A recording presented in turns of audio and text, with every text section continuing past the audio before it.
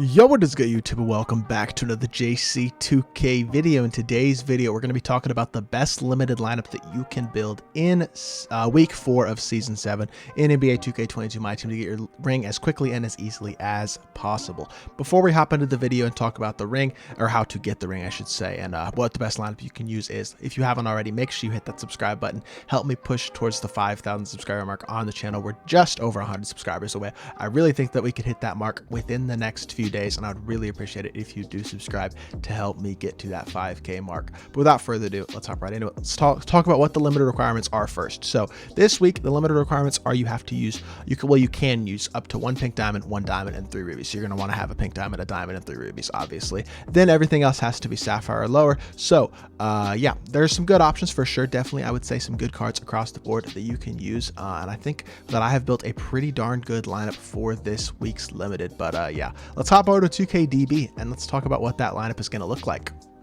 All right, hopping right over here to the 2KDB page, we're going to talk about what the best limited lineup that I think you can run this week is, obviously. And at the starting PG position, which is where we're going to start off, we're going to start off with our diamond, and we're going to go diamond Denny Avdia.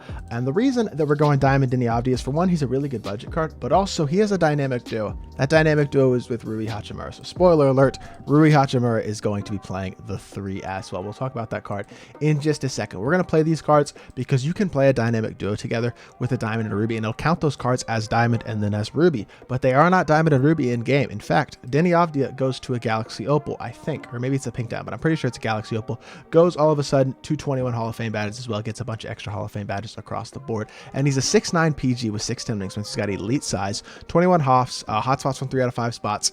He's got Hoff, fearless finisher, posterizer, acrobat, catch, corner, green machine, bullet passer, handles for days, quick first step, ankle braces, clamps, hustler, interceptor, intimidator, menace, and pick dodger. Comes pretty darn complete as well, not missing very many badges like the chef badge, rebound chaser, rim protector, brick wall. That's about it. Maybe quick chain as well, but really elite perimeter defensive stats. Again, elite size. He's got great speed, great shooting, really good dunker, and has a super good release. Set shot's one on very quick. I know it's a set shot, but it's actually a pretty good set shot. It's smooth, easy to green, and fast. Fundamental dribble style, which isn't amazing, but he's not here to be your primary ball handler. We'll talk about the primary ball handler in just a second, but he also has the pippin behind the back, which is a really good behind the back, best behind the back in the game. And this card moves really well for whatever reason. Compared to basically every other 6'9 card, he moves as one of the best of them in the game, especially among cards that don't have quick or shifty. He's got elite size, though, is going to be an elite defender, elite master, and can create his own offense better than you would think. Plus has a really nice jumper. With his duo, he's much better than a regular diamond PG, and is really a great guy to run in this lineup.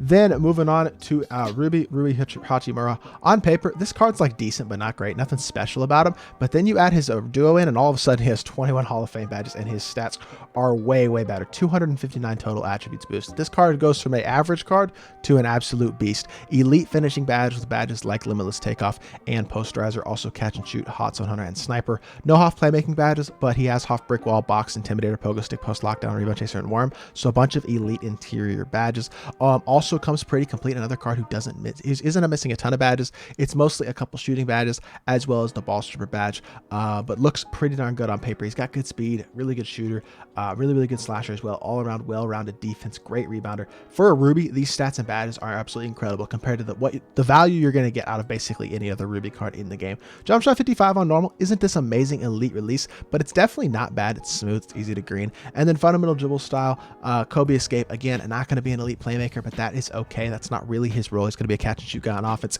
a well-rounded defensive player, and he's going to give you more value, especially with his Hall of Fame badges, than any other ruby in the game by a significant margin. So having this duo together really takes both these cards to that next level and gives them massive advantages over any other cards at their respective tiers that you could potentially use. At the shooting guard position, we're going to go with our primary ball handler, and that is going to be pink diamond Andrew Wiggins. I think Wiggins is your best option at the shooting guard position in terms of pink diamond cards. He's a really good ball handler. He's got elite size at 6'8", hot spots from nearly everywhere. 17 Hoffs include fast twitch, limitless takeoff, posterizer, catch, corner, quick first step, and really good defensive badges.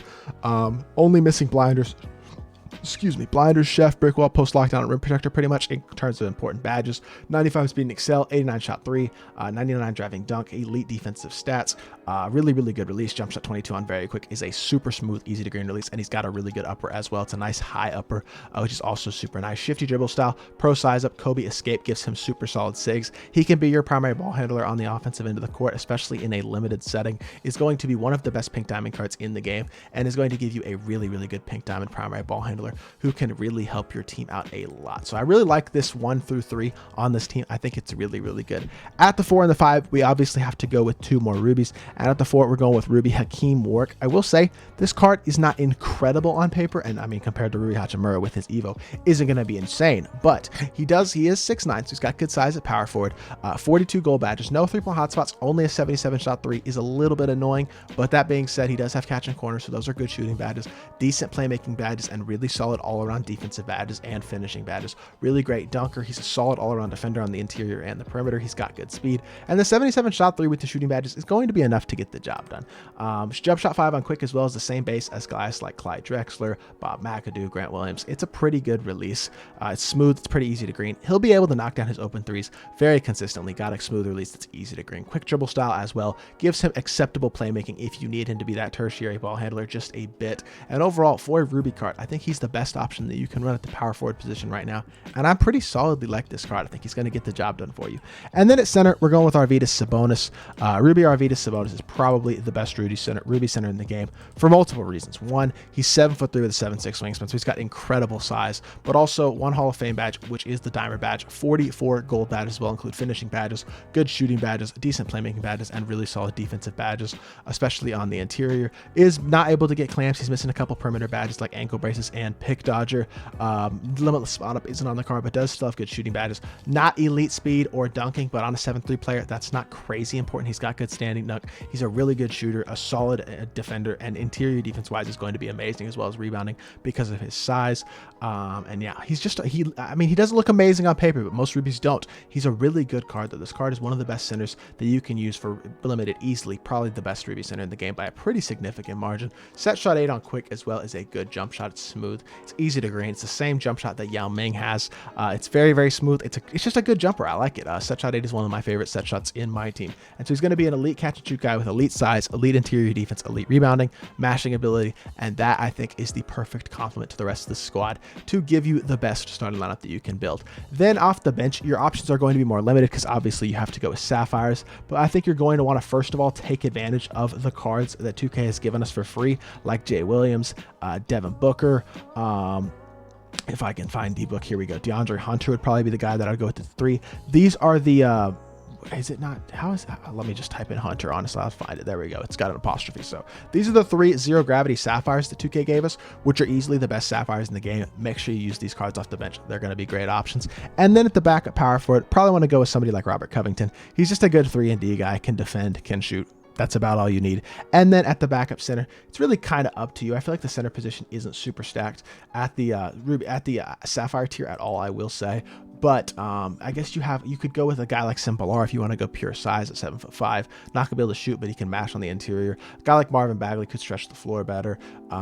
Jared Allen's another good interior guy that you could run. Mo Bamba's going to give you a little bit of floor spacing, but with an 83 shot 3. So it kind of depends with what you want to go with at the Sapphire position or at the Sapphire tier at center. So it's really kind of up to you, like I said. But overall, I think I probably would go Mo Bamba because I think he gives you a decent mix of size and shooting ability to stretch the floor. But honestly, your bench isn't that important. You're not going to be playing your bench much, if at all. The starters are really the key to this team, and this is going to give you a much better limited lineup than just running a regular 3 ruby, 1 pink diamond, and 1 diamond late tier, especially with this duo of Denny Avdia and Rui Hachimura. So hopefully y'all do enjoy this video. Hopefully it does help you out in building your limited lineup this week. And if so, make sure you hit that like button, leave a comment, and subscribe. I'll be back with more 2K content very, very soon. I appreciate y'all. Peace.